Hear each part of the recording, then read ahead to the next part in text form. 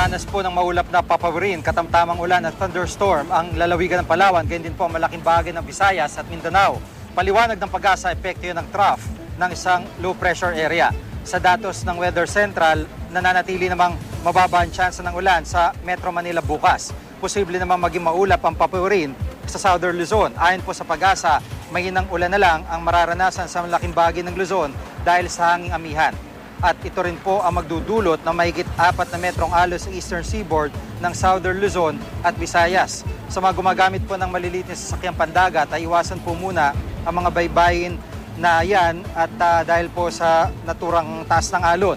Samantala, isang low pressure area na ang inaasahang mabuo o pumasok sa PAR sa Biyernes. Base po sa weekly outlook ng Pag-asa, magdadala ito ng katamtamang ulan at thunderstorm sa Palawan, Visayas at Zamboanga Peninsula. Sa Sabado ay nasa magiging isa na itong ganap na bagyo at magdudulot ng malakas na ulan sa Bicol Region, Visayas at Palawan. Posible itong maglandfall sa araw ng Linggo sa Eastern Visayas o Bicol Region.